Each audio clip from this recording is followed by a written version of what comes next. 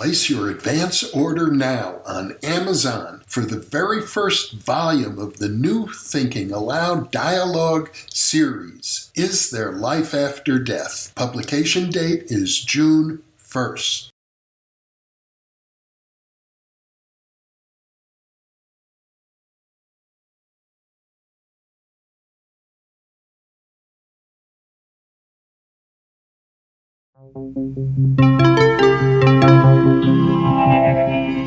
Thinking Aloud. Conversations on the leading edge of knowledge and discovery with psychologist Jeffrey Mishlove.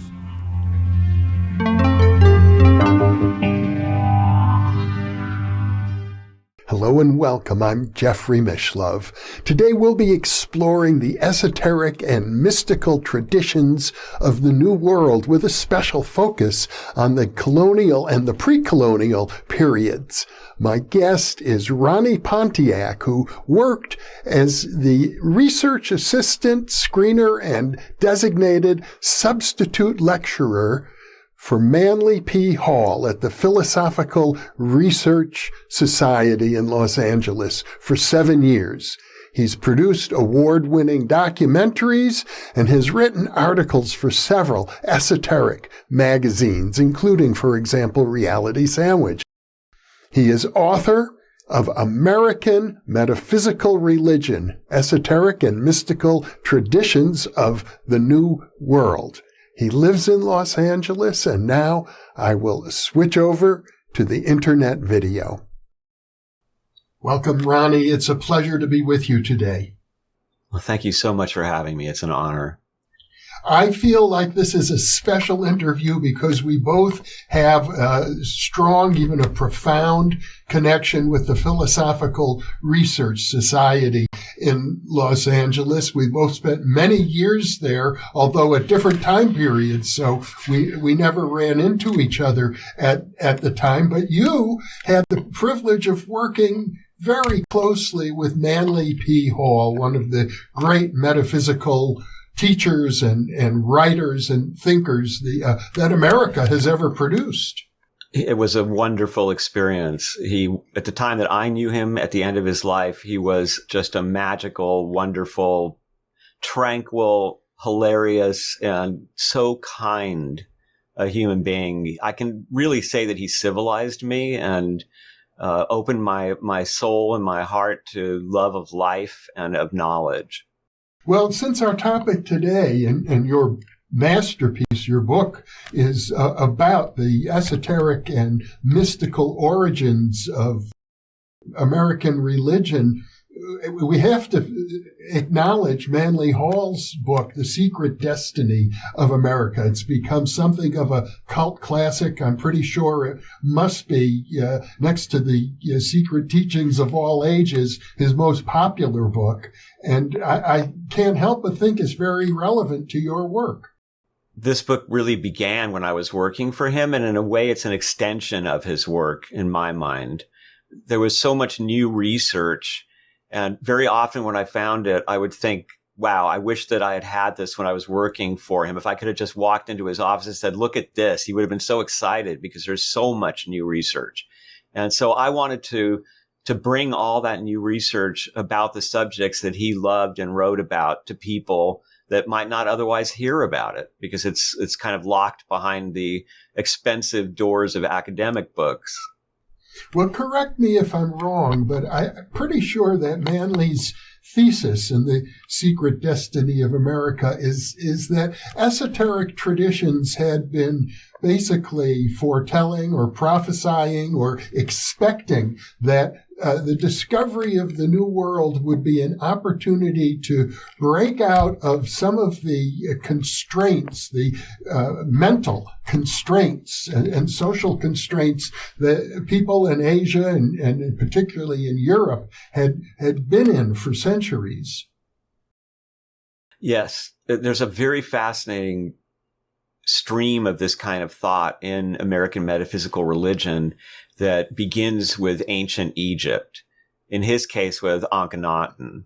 And he felt that there was the birth of a new way of life there, a new kind of spirituality in Akhenaten's humanization of the position of Pharaoh, at least in art, and also in his rejection of all the different gods of Egypt for this one god. And then there is this fascinating to me history of like a mythological history, if you will, of how this has been a plan by a secret brotherhood or by generations of esotericists who've been initiated at the higher levels. When you look at the history of it, to me, it's even more fascinating because it seems to be a bunch of human beings who are looking toward that kind of future. And there is an awareness in the generation. So, for instance, when they're building New Haven, they're using a lot of Egyptian archaeology, architecture. And so they were aware that in some way they were fulfilling some of the hopes that civilization had enshrined and maybe had not achieved itself. And so within American Metaphysical Religion, there's a whole mythology around it that includes Atlantis and the idea that right now what's happening in America is in a sense a battle for the soul of the country, where on one hand we have a bunch of what could be called Atlanteans who are they don't understand things like sustainability and harmony and equity, and they just want to push the technology and experimentation and discovery to its furthest end, no matter the result. And then you have this other group who are said to be the Egyptians, who have come to America to, and this is the phrase that is used, to cap the pyramid. And then when we see the symbol on our money, the eye, the awareness, the open eye of consciousness capping the pyramid, the idea is to create an enlightened nation. And a nation that is aware the way that an enlightened person is aware. That's the great dream. It's what the Rosicrucians call the universal reformation. And so the hope for that universal reformation was a big part of those early colonies.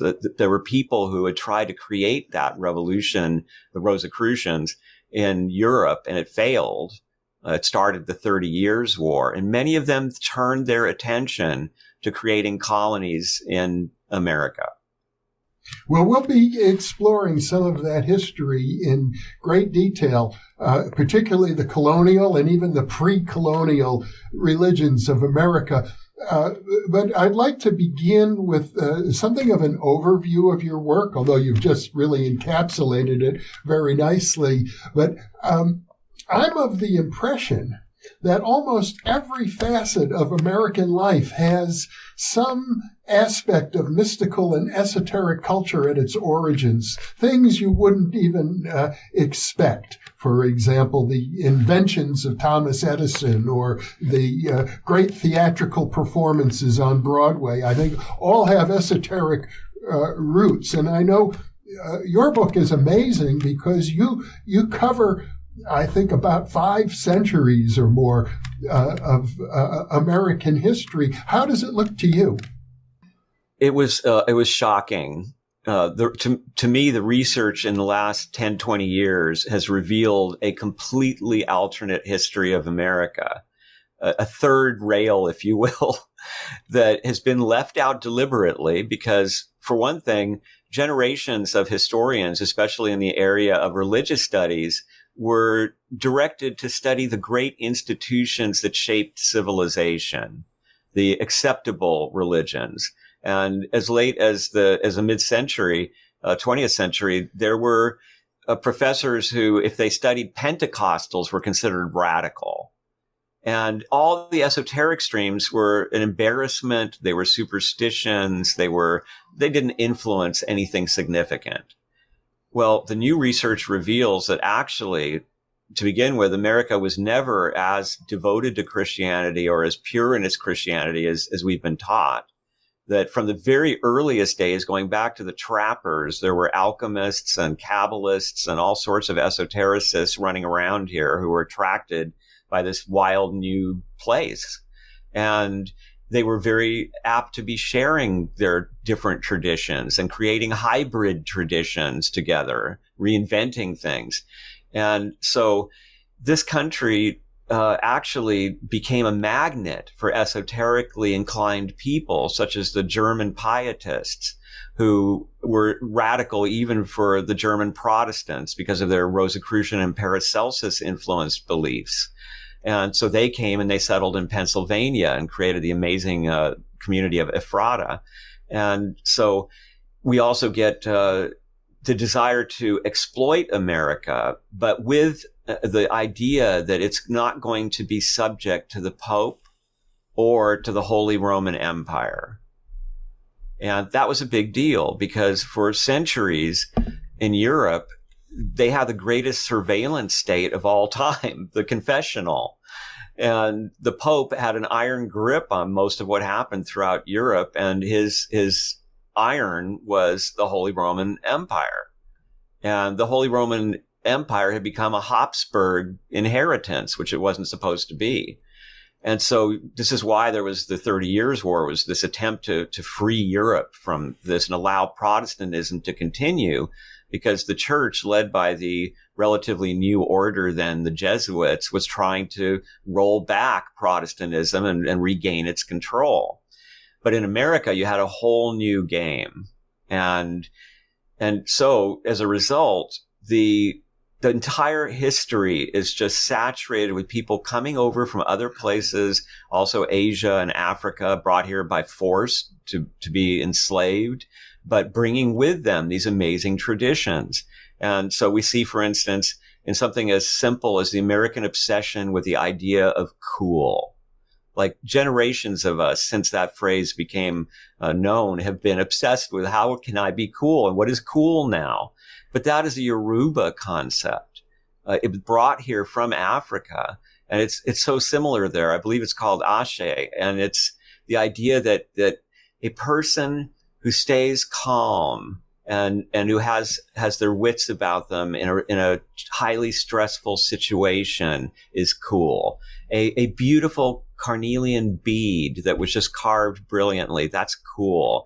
A great drum beat, that's cool. Well, that's the same as our cool. And we got it from the Yoruba.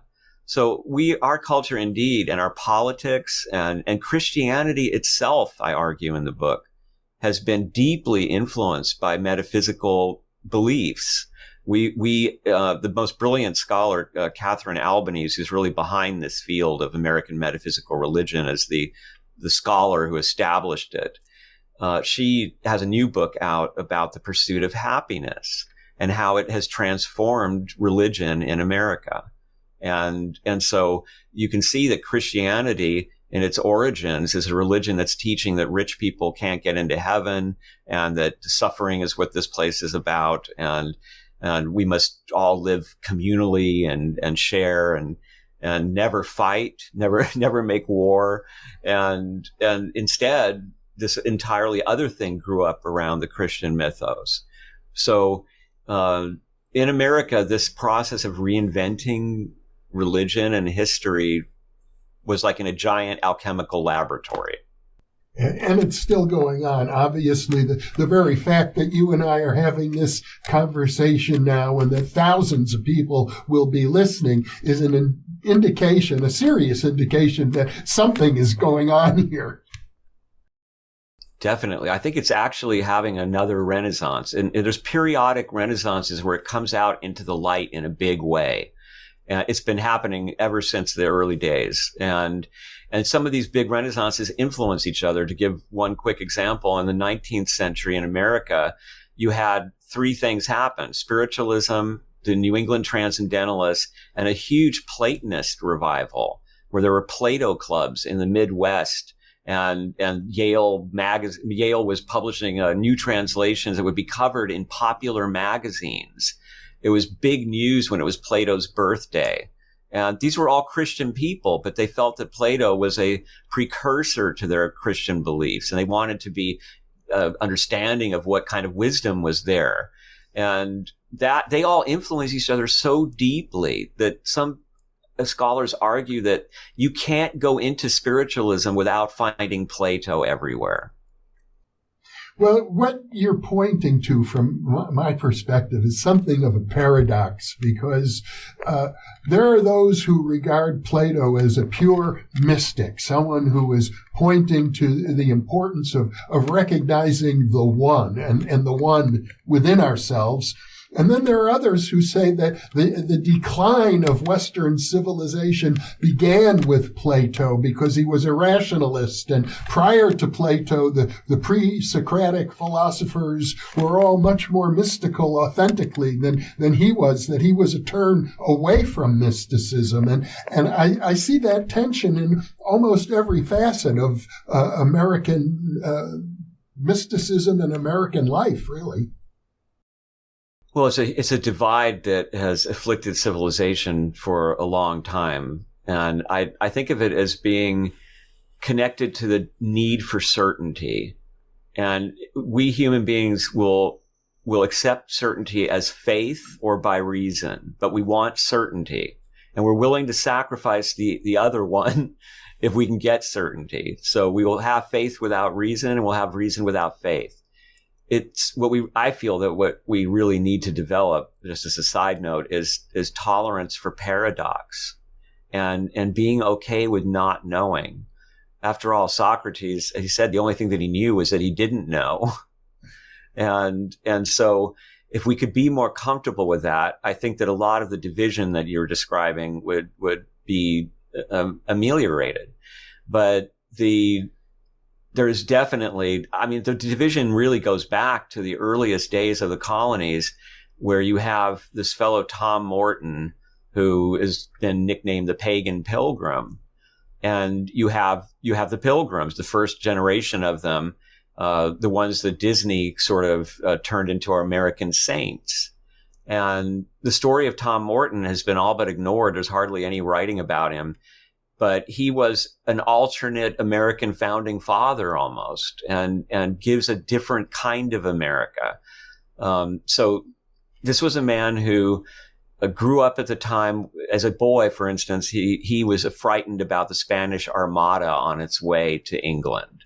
He lived most of his life under Elizabeth. And when he was 50 years old, his marriage was falling apart, and he was sent by one of his patrons to America to open a trading post. And the idea behind this was that there was already a split going on in England that was going to create a civil war. And that split was between the Puritans and what was called the Cavaliers. And they could not be more different. The Cavaliers were royalists. They usually had long hair and beards and mustaches. They were rakish. They loved to drink. They used to do what they called wenching, and they were fighters. And the Puritans were very serious people who you weren't allowed to laugh, or you shouldn't run. You can walk quickly, but don't run. They were very skeptical of the royals. They thought the royals were debauched and immoral. And we're beginning to recognize America, I think in this Civil War. And so the Puritans came out here, and they set up the Pilgrims had a pretty good beginning here, one that went better than the earlier English attempts to colonize, which often disappeared. And so here we see Tom Morton coming out to establish a Cavalier outpost, and he brings a completely different philosophy. The Pilgrims at this point are very frightened of the wilderness and of the indigenous people. They think that it's all satanic. They are very frightened by the dangers of life in America, and they're not very good at protecting themselves or getting food by hunting, or their farming fails, and their pride makes it so that when the indigenous people try to show them better ways to do the agriculture in this kind of terrain, they refuse it because they won't take these satanic tricks. And here is a man, on the other hand, who comes over here, and he doesn't even have a wall around his trading post. There are no guards. He is fascinated by indigenous culture. He wants to know all about their dreams and their families, and he writes about how good they are to the elderly, much better than the English, and how moral their women are, better than the girls back home. And the Pilgrims have been saying that these were savages. And so they came to trust him, the local tribes, local trappers, but also pirates and outlaws and all sorts of people that were in America and had been here the longest.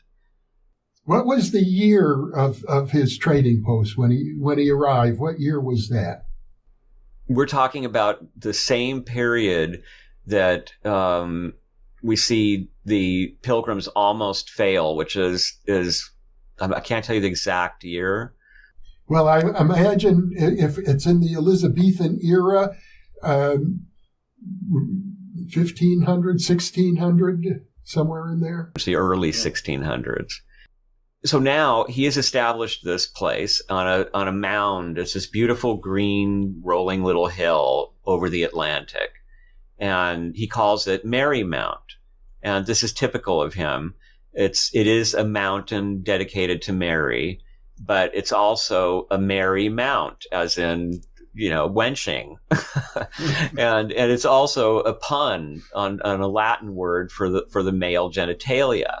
And he was always punning like this. He was actually the first American to ever publish a fart joke. He was the first American to have a wild party closed down by his neighbors, the Pilgrims. And he was the first American to be foreclosed upon by a corporation, the Pilgrims. But before that, there was this brief period of this almost utopian community that developed around him. And he wanted to celebrate this. One thing I want to stop and mention is that when he became friendly with the indigenous people, they told him about the springs in the area. And he wrote about it, how there were some springs that produced strong dreams. And there were other springs that made you feel really just happy and relaxed. And there were some dreams that were streams that were healing. And he wrote about them in meticulous detail and even mapped them out for people. So he wants to celebrate, and May Day is coming up. So he gets a huge yellow pine and he puts ribbons on it and he writes this bawdy poem and he dedicates it to a goddess, and it's all kind of Shakespearean stuff with Falstaffian overtones. And he puts up this thing and he invites everyone, including the Pilgrims. Well, everyone shows up except the Pilgrims. And it's this amazing party that he describes. Now, the Pilgrims described it as being this debauched, drunken, violent thing. Of course, they had no idea, they weren't there. He, in legal papers that he filed later to try to defend Marymount, he said that actually, quite to the contrary, it was this really emotional and wonderful and very convivial event where all kinds of different people got together. And it was made clear from the beginning, there's no fighting, there's no harassing anybody.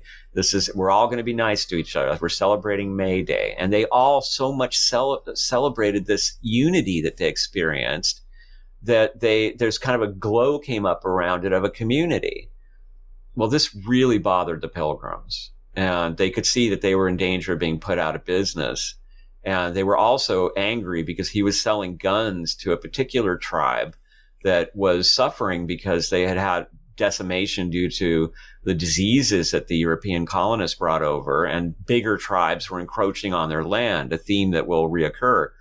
And so they thought, well, no, they're arming them to fight us. That's what he's doing over there. He's gonna raise a revolution against us and then take over our stuff. So they arrested him. They came out there and pushed him around, and they brought him in and they tried him. And they said that he was guilty of plotting against them. And he tried to escape at one point by grabbing a Indian canoe. And they said that he had stolen the canoe, right? And he had the indigenous people who owned it come into the court and tell them that, no, he did not steal it. He was allowed to use it. Ridiculous kind of things going on. So he, when he was living with the Pilgrims, left a record of them that is so unflattering and so un-Disney. It's actually somewhat horrifying. And he says, for example, that in the winter, they were starving. And to him, he knew that the woods were filled with animals that he could hunt to an abundance, and he would go hunting for them if they would allow him to. He swore that he would come back with the food. They said, all right. They sent him out. He brought back as much food as he could, but it wasn't enough for everybody. So the poor didn't get any, the poorest among the pilgrims. He said that he offered to go out again and said, I'll swear again. Let me go get food for them. And they refused. They preferred to let the pilgrims who were poor starve. He was horrified by that. He was also different from them because they were the ones who were going to ultimately embrace bringing enslaved people to America and establishing this triangle, the infamous triangle. And they ran tobacco plantations that had already been enslaving and indenturing people. And you'd fall afoul of the law and you'd be taken off to these places. Well, Thomas Morton would put his life on the line sometimes to help people escape who'd been condemned to work on those plantations. So he was very anti-slavery. Are you suggesting that the plantations, the tobacco plantations, were also run by the Pilgrims? No, their ancestors. I'm sorry, their descendants. Okay. It was Puritans, basically. It was a Puritan, and the irony of that, by the way, is that it was a Cavalier, somebody who was idolized by the Cavaliers, Prince Rupert of the Rhine, who was in some ways at the heart of some of this Rosicrucian stuff going on in Europe, who established the African side of it. He was sent to Africa looking for gold by King James and didn't find any, but he saw that there were already tribes who were marketing enslaved people, and he thought, what a great business. And the king was very eager to establish it. So it's strange that both sides of this revolution in Europe, the Puritans, they accepted that business readily. They saw where it would lead, and there were slaves in the Bible, so it was okay as far as they were concerned. But also these progressive, scientifically oriented, Rosicrucian influenced Europeans were also accepting that. Let's go back even earlier to the pre-colonial period, before any Europeans settled in America. There were already, I understand, interactions between fishermen from Europe who would fish in the North Atlantic waters off the North American coast and would occasionally come ashore and interact with the natives, maybe for a century or so before the first colonies were organized. Yes, that's true. And they would often come and dry their catches on the beaches of New England. And so the tribes of New England had very early contacts in particular, but we also had the French and the Dutch that were coming in. And the Dutch in the area that is now Manhattan, which they settled, and the French coming in through Canada through Prince Rupert's work, because he was one of the people who helped colonize Canada. And so all these influences were coming in to meet the tribes. One of the stories that I found was kind of amusing was that one of the colonists, when they first arrived here, when they first encountered an indigenous American, was shocked to have the person say, "Hello, how are you? Welcome," to them in English. They could not imagine how this had occurred, and they were afraid it was some kind of devilry. But it was because traders had been coming there for a long time, and some of the tribes people had picked up some of the English language. There's also another amusing thing about this that I can briefly tell you, which is that when the tribes would teach their languages to the colonists, they would teach them simplified, like, slang forms. And all the colonist writers, except a couple that were trusted, complain that, I was taught this language, but when they talk amongst themselves, I can't understand a thing they're saying. Because they only learn the most superficial aspects of the language. That's all they were willing to teach them. I mean, I could appreciate what that must have been like, being a slow language learner myself. Yes. Let's go back now even earlier, before the first Europeans arrived, I know where I live here in New Mexico, I'm near a place called Chaco Canyon, which was around the year 1100 in the Western calendar. There was a major civilization in Chaco Canyon with quite a bit of architecture that still remains. And you write about the Mississippian culture, located more in the Midwest, where they also had large, I guess you'd have to call them cities. Yes, absolutely a city. Yet there were major civilizations ongoing. Now, of course, there was over 1,000 languages and vastly different cultures all over America, incredible richness of variety. But some of these had become, and they seem to possibly have had some influence from the great Mexican and South American civilizations, and perhaps inspired by them or simply traded with them. I don't think anyone's really sure what the connections were, but they were well established before anything was going on in terms of contact with the West.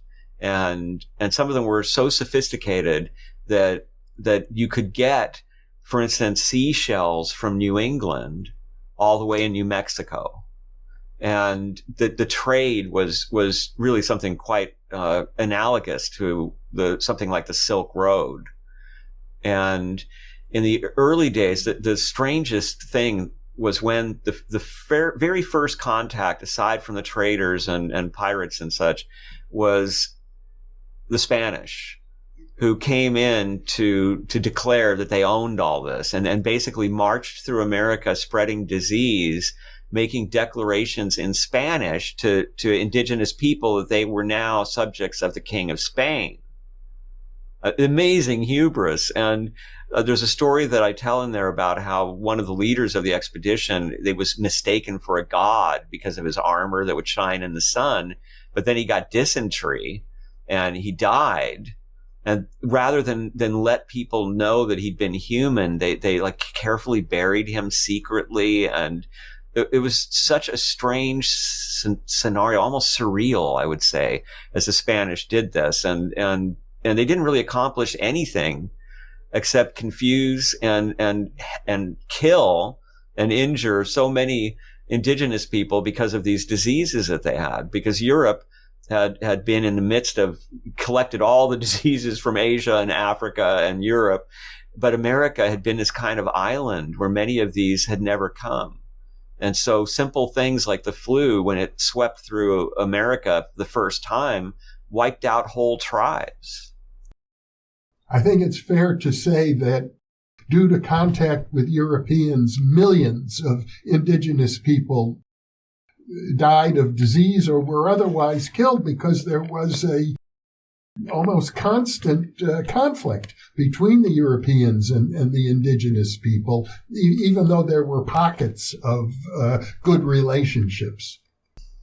Yes. There were people like Thomas Morton. Another one I would mention is Roger Williams, of course. And another one is John Winthrop the Younger, who is somebody that we really should talk about if we're going to talk about the Puritans and how they were not as Christian as we think.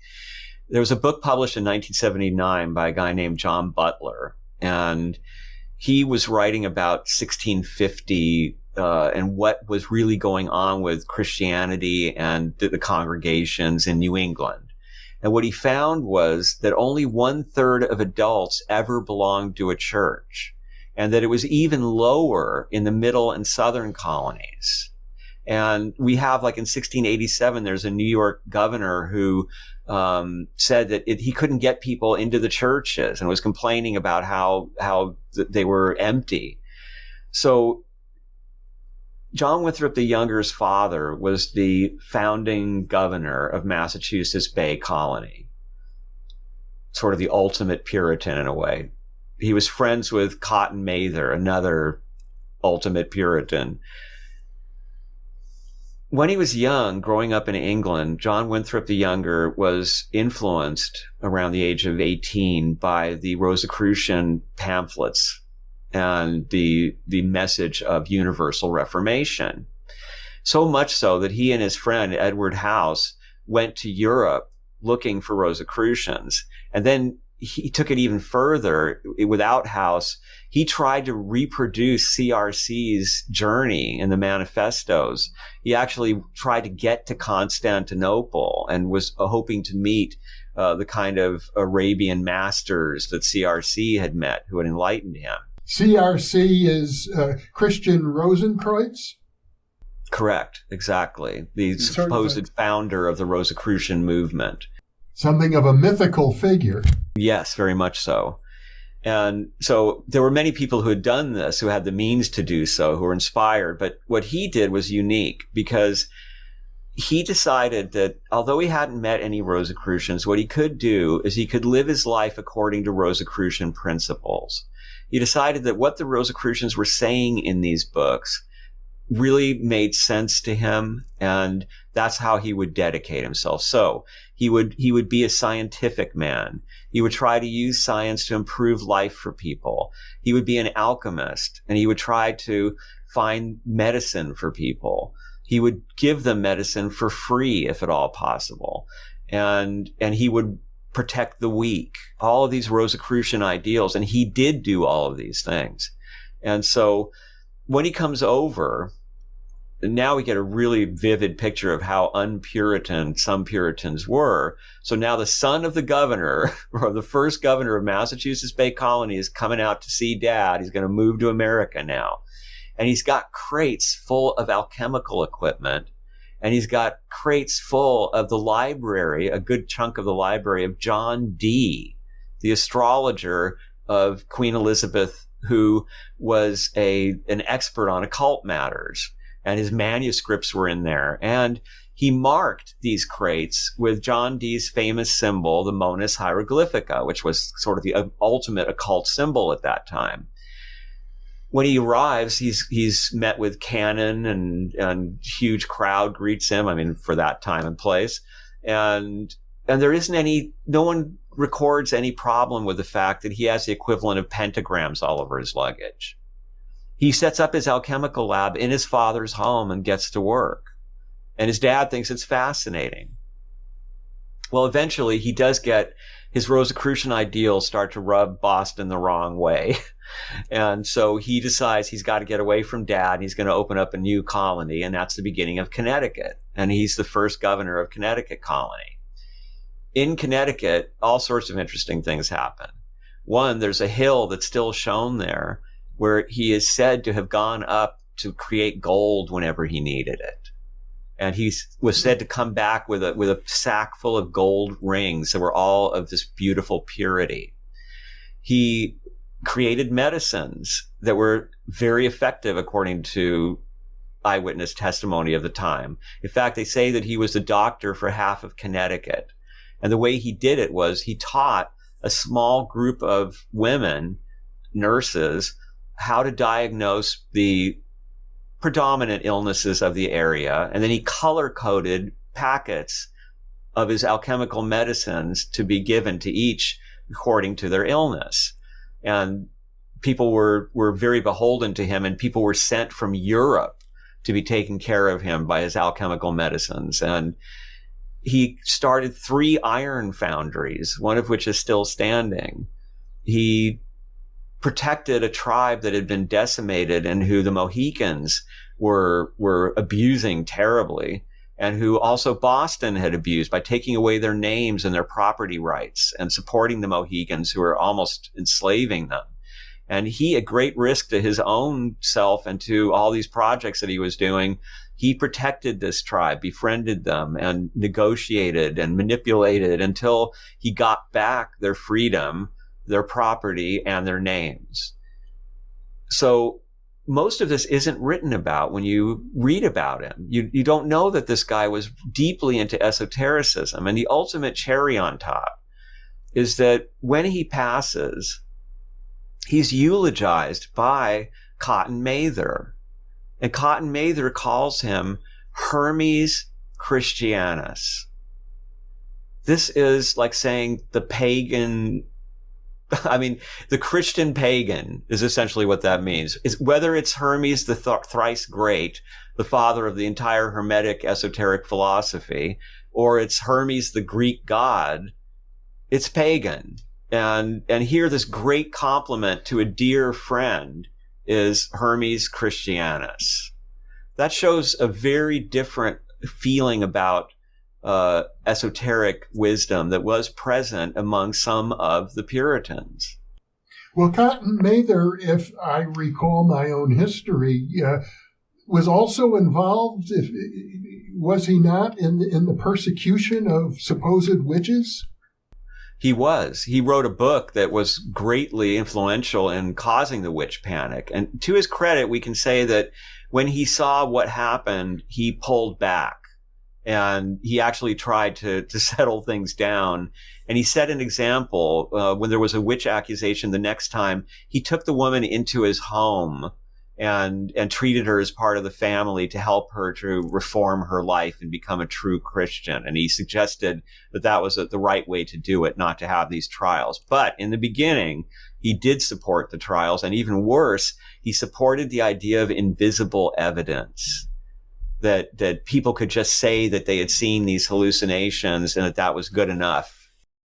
So you have a mixture on the one hand of fear of the devil, persecution of witchcraft, and at the same time the rich Hermetic tradition of Europe, of which John Dee was probably one of the people at the top, the epitome of a Elizabethan Renaissance alchemist was John Dee, and his library is already being transported over to the New World. It certainly suggests that the connection is very direct. Very much so. And also, at the time, John Winthrop the Younger was what they used to call an intelligencer. And the intelligencers were the closest thing they had to an internet hub back in the day. It was all the most brilliant minds spread across Europe and in the colonies who were investigating science and the esoteric. And whenever they had some sort of a discovery, they would share it with each other.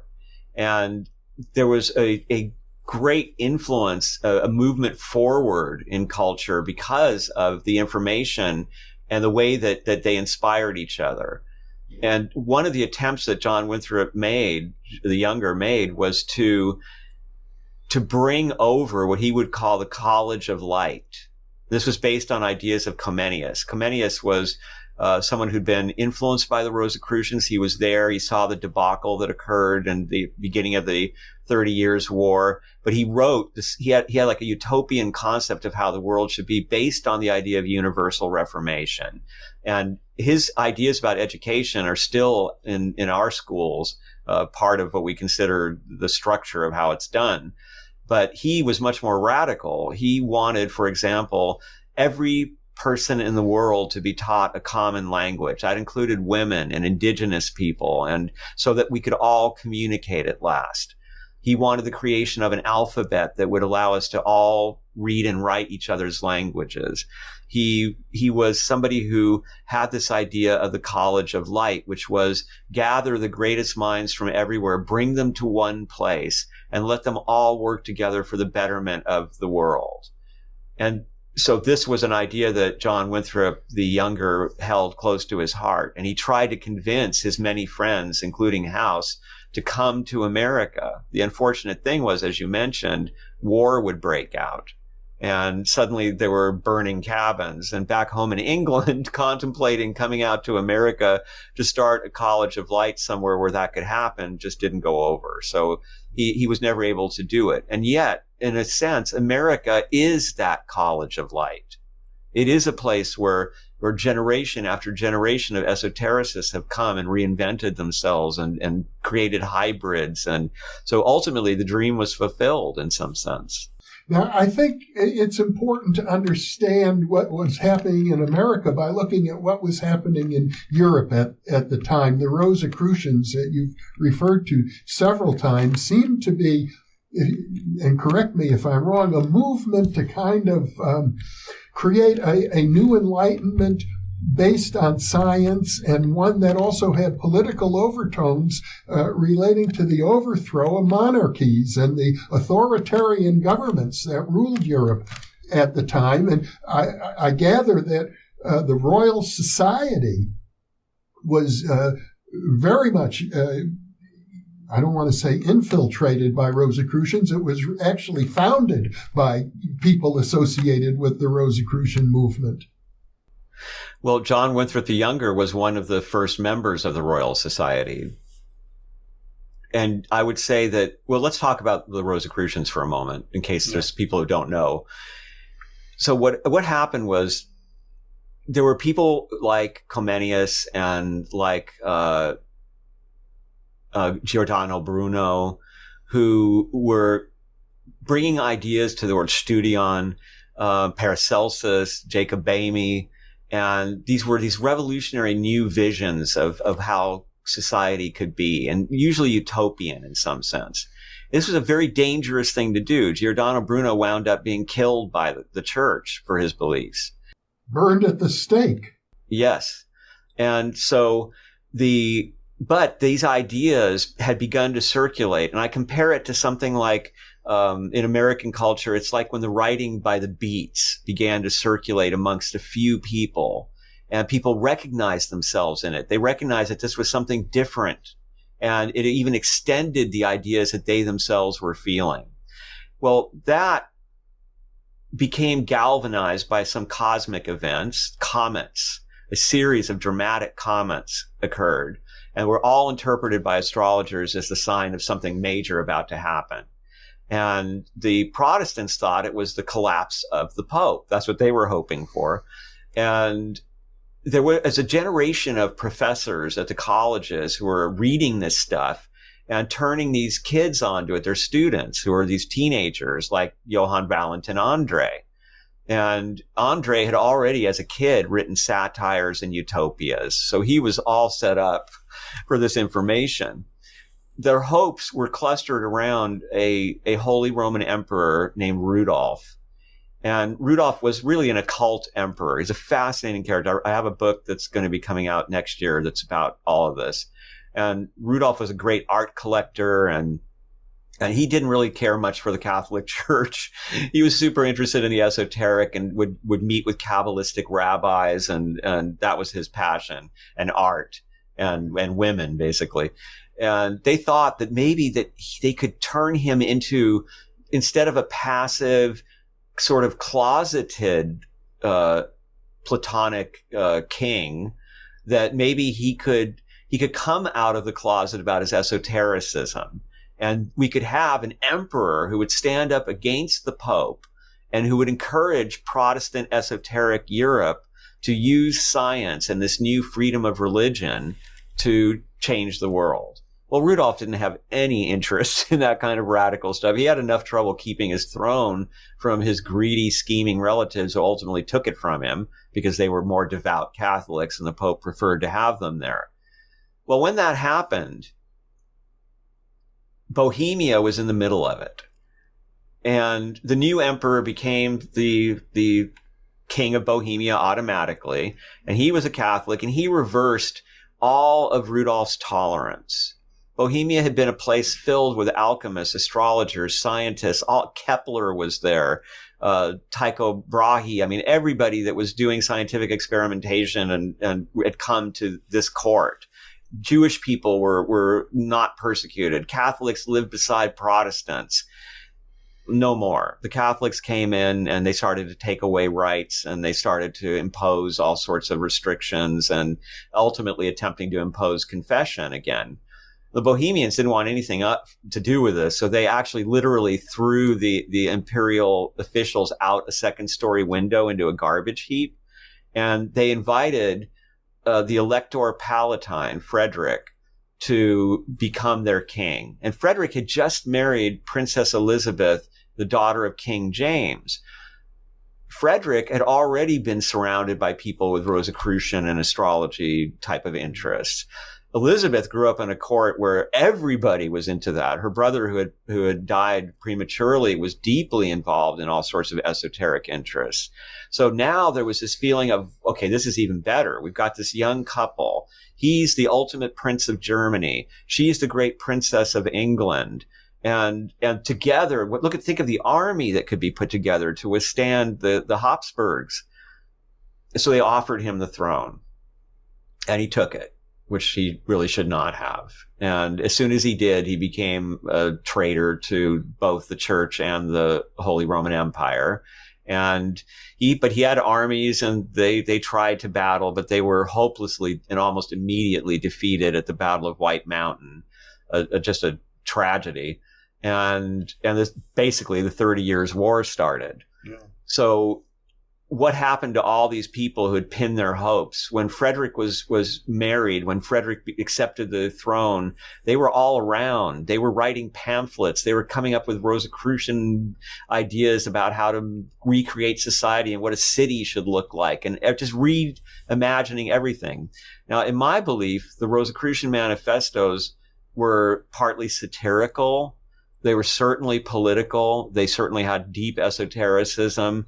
And they had more humor, I think, than people realize about them. And I think they were intended to send the message that we should each be making a universal reformation in our own little corner of the universe. And there were people who heard that, like John Winthrop the Younger, and who actually did it. But there were many, many more people who went into hysterical kinds of reactions, like on one end, my God, these are the devil's Jesuits. They're going to destroy our society. They're going to unleash chaos and immorality everywhere. And they're invisible. And they have all the metaphors were taken literally. And they'd written about the invisible college. It could be anywhere in any place at any time. So there were panics in Paris, for example, because somebody, either well-intended or a hoaxer, put up a poster saying that the Rosicrucians were now in town. And that if you were interested in joining, you didn't have to say anything. They'd know. I think it was a joke, personally. And so I think also that Guy Debord, the great situationist who was inspired by some of the same stuff, also thought it was a joke. And I think that's why he did his big slogans and posters partly. So this was very disappointing to that generation of Rosicrucians. And as we've already seen, many of them turned their attention then to the new continent. And let's try to start something there. And as Freemasonry grows up around all this, and this is what confuses also the idea of Rosicrucianism, because you have this initial stream which appears to be somewhat radical, and then it's very quickly adopted by the English and the French, and it becomes part of Freemasonry as a certain degree, for example, in the Scottish Rite. And Rosicrucian ideas become a big part of Freemasonry. So there's questions as to the ultimate origin of all this stuff. Is this all Templar stuff? Did the Rosicrucians in some way extend from Templar ideas? Or is Freemasonry really the reinvention of the Templars? There's a lot of speculation and arguments about evidence, but the important thing, I think, is to see how these ideas can be such incredible catalysts in culture and bring such flowerings usually of culture. Because the other thing that I found in this book, returning to your earliest point in our discussion, is that so many writers, people that you would never imagine, the most wholesome American writers, were deeply imbibing the esoteric and were influenced by unimaginable interests in it. And so I just kept running into that again and again, like the key thing. And I also saw this through working with Manly Hall at PRS because of his collections of things. It seemed like the key to so many great artists was their encounter with the esoteric, and that somehow this opened the way for them. Well, I think an important figure in this movement must have been Francis Bacon, who wrote The New Atlantis, which seemed to be something of a vision of what the new world could become. Yes, this is fascinating, because now Manly Hall and Marie, his wife, who's also a scholar in her own right, I do believe that they thought that it was likely that Francis Bacon was deeply wound up in the origins of Rosicrucianism. And he actually showed me once this amazing copy of this wonderful book, Anatomy of Melancholy by Burton, which everybody should read. It's an incredibly funny and deep book. But in this particular copy that he had, this old tome with the big thick rag pages, there was this weird footnote that said, Johann Valentin Andre, Lord Verulam. Well, the only Lord Verulam up until that point was Bacon. So to Manly Hall, this was a subtle hint from somebody to future historians saying this guy was this. And then there's another one in a different book, which was a reference to Francis Rosicrucian. And they were writing about something about Bacon. And so he thought that these were hints by the people that were involved in the creation of the Royal Society, which was filled with these Rosicrucian enthusiasts. And Marie thought that it was a huge kind of conspiracy in a positive sense of Rosicrucians and Freemasons who created the country and then, according to her, buried all the proof of what they had done that would be rediscovered by human beings and would galvanize humanity. And she was so devoted to it that she went out at midnight once in a graveyard in Virginia, digging up graves, trying to get to this stuff. She never successfully found anything and alleges that she was prevented from doing so. But now, what I see when I'm looking at the history of it, and is this wonderful adoption of these ideas by human beings. And it's interesting because we see that as Rosicrucianism continues, it begins to get into theosophical territory. And now we're going to have invisible masters who are Rosicrucians. And I was really into that when I worked for him. I did all kinds of vows in order to I wanted to meet and volunteer. I didn't get the manifestos either. And I expected invisible masters to reward my dedication. But now I find it's more thrilling to contemplate this as human invention and creativity and human spirituality. And that these people, imagined all of these wonderful things, were inspired, and that we inspired each other, and then it rolled on through time to create all sorts of things that are wonderful and would have been inconceivable to the people who originally created these documents that started it all. It's a fascinating history. Certainly I've been to, and I'm sure you've been to, the Rosicrucian Museum in San Jose, California, where you see a very well-established and wealthy organization that claims to have its origins in ancient Egypt. Yes, absolutely. There's several such Rosicrucian organizations in America. There's one, I believe, there's two in California, and I believe there's one in Pennsylvania. Is it still there? And each of them has its unique history. And the Rosicrucian scholar, early Rosicrucian scholar A.E. Waite, said that none of them had any connection to anything actually Rosicrucian. But I don't think that's really true, because I think that their ideas, some of their stuff really is inspired. And that idea of going all the way back to Egypt is something that is there in the earliest work. And so much of this dates back to the ideas of people like Paracelsus and Agrippa. I mean, someone once said that something like 75% of all occult literature is plagiarized from Agrippa. And Agrippa was European, about 15th century, is that right? It was more or less late medieval and just getting into the Renaissance. I think very much influenced by Ficino and the birth of the Renaissance. A lot of his ideas, I think, actually come from the Neoplatonists and from Ficino. There was this beautiful flowering of all these pagan ideas around the hymns of Orpheus, and Ficino's extraordinary character in Western esotericism. Well, since you bring it up, I want to mention parenthetically that you have a new translation of the Hymns of Orpheus that will be coming out later this year. That is true. Co-authored with Tamara, my wife and partner, and it's called The Magic of the Orphic Hymns. We'll have to do a separate interview when that book comes out. Well, Ronnie, I'm so excited that we have connected. For me, you are the closest connection that I now have to Manly Hall himself, even though I was involved in the organization he founded for many decades.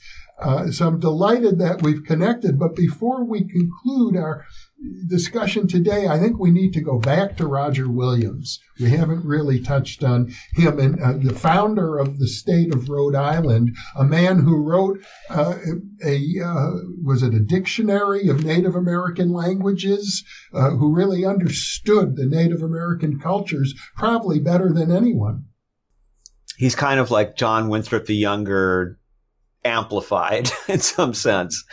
And he's somebody who set out, he could not stand. First, he caused trouble because when he came out here, he told Boston that there should be freedom of religion. And the Puritans were not happy about that.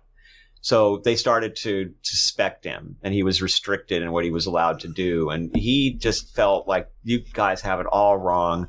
There's a lot of wilderness out here. I'm going to go out there and see what I can do. And he attracted all the iconoclastic people that couldn't fit into this suffocating Boston culture.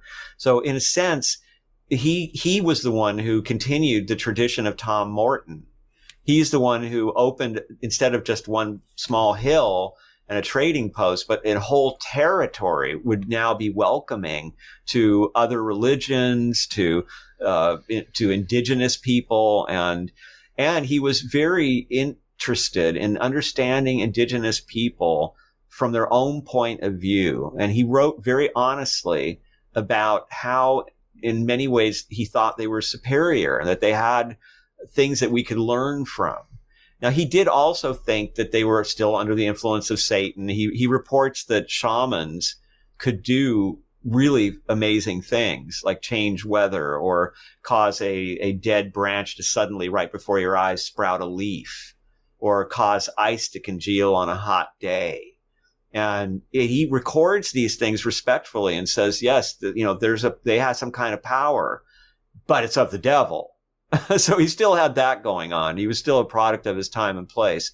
But his interest in these matters, and more importantly, his fairness, the way that he treated people, and the way he tried, in the same way that John Winthrop did, but I think with more success in Roger Williams' case, to create a civilized tone, if you will, or an example of how people should act. And it was all him applying the Gospels, and he was such a great example of a Christian, I think. And when you look at American history and you look for inspiration for unity instead of division, he's front and center. One other point before we conclude our interview, because I would like to bring up, when we began, you described a tension between a group of people in modern America who want to push scientific and technical development as fast as we can, regardless of the social cost, and other people who are more interested in sustainability and living in harmony with nature. And I think that's a pretty accurate reflection of one of the major divisions in American culture today. But when we discuss the Rosicrucians of the 16th century and how they're the ones who actually founded the Royal Society, which became the Royal Scientific Society, and in that era, science was associated with a more liberal attitude vis-a-vis religion and vis-a-vis political authoritarianism. So it's as if the sands are always shifting. Well, it's funny. They got caught in a trap in a way. And a good example of this is Robert Flood. Robert Flood is often held up as this guy must have been a Rosicrucian, although he actually, in one of his books, said, I swear I'm not a Rosicrucian. But of course, that's the fun of the whole Rosicrucian thing, because a Rosicrucian would swear that he wasn't a Rosicrucian at that time because they were secret. But he wrote these amazing books in which he tried to encompass the entirety of knowledge. And some of it was accurate and some of it wasn't, but it was all brilliantly imaginative and creative. And he was a believer in what was called the salve remedy. And it was a strange piece of so-called medicine of the time, which said, if you cannot access the person who has been wounded, you can use this salve on the weapon, and it will heal them from a distance. But you can also apply the salve to the wound itself. And it was supposedly effective. Well, somebody had come along and accused the salve of being a devil's trick. And they left this accusation nailed to Flood's door. So Flood had to respond. So the pamphlet war then occurred, the ancient flaming and social media. And it took a lot longer, but these pamphlets would come out and they would have these debates publicly and insult each other. And so while this was going on, and this big argument was happening, no, this is the power of God to heal. No, this is the power of the devil. Along came somebody who wrote a book called Harmonie Universelle, which was a book about music. But this was the first materialist science to really study text. And he was taking away all the magic, all the mysticism. It's all about physical science. And he said the whole salve idea is ridiculous. And that probably the only reason anybody gets healed is they're being healed by nature. And if anything, the salve probably prevents healing from happening when it's used directly on the wounds. There you see, and then Flood was ridiculed because all the scientists went, yes, of course, that's right. And suddenly the mystical side of science began to recede in a very big way. And a guy like Flood was held up as a ridiculous joke for these crazy ideas that he had come up with about how things actually work, even though some of his ideas were accurate and were actually brilliant. So this is, I think, what happened to the Rosicrucians. Their science was part of their belief that the world was going to end. And before it did, all the knowledge would return. Adam's knowledge would return to humanity. And they were trying to make this happen because they wanted the world to end so that they could ascend into heaven. They actually had these beliefs at the time. And there are people who have them now. And so the Rosicrucians were trying to bring about this knowledge for a very mystical reason. They also saw it as understanding the language of God in nature, that all of these cures and all of these things that bring us wealth were things that were placed there by God for us to recognize and understand. And so they didn't have a materialist science. They were mystical scientists, but they gave birth to materialistic science. That's the great irony of it. And of course, today we have good empirical evidence supporting the validity of distant healing. Yes, exactly. So many things that were considered ridiculous, even things in stuff like Edgar Cayce or in other spiritualist circles, and more of this we find. I think it's interesting, for example, and this is another conversation, but there was a famous medium in the 30s and 40s. Her husband, Stuart Edward White, and her, Betty White, had the unobstructed universe teachings, which are wonderful and very obscure these days. But they had the idea that this, the way things work is all frequency, that where we are after we are disembodied is simply a different frequency. Mm-hmm. We're in the same place, the same universe. We're just in a different form, a different part of the spectrum. And Stuart Edward White writes about how he got letters from physicists of the time that were like long lists of equations saying, yes, she's right, and this is the reason why. And he said, I have no idea what they were saying, only that they were very excited by what she had said. I know that the Betty books and the unobstructed universe have been very influential among people who were influential in my life. So I feel touched by that material. Ronnie, what a joy to have this time with you. I'm so delighted we've connected. I hope that we can do a number of additional interviews. We have kind of barely touched on this magnificent book, and you've got another one coming out in August, and I gather yet another you're working on. So I would be honored. And I'm also working on one about the unobstructed way. Let me thank you from the bottom of my heart for being with me and with the New Thinking Aloud audience today. Thank you so much.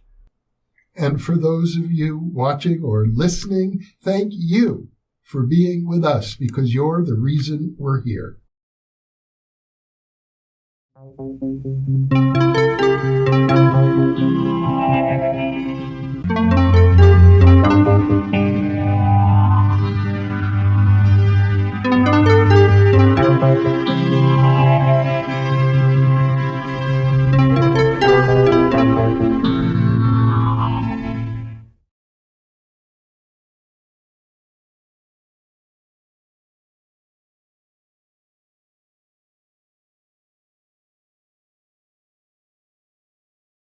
The inaugural issue of the New Thinking Aloud magazine was just released on March 1st. You can download a free PDF copy from the New Thinking Aloud Foundation website.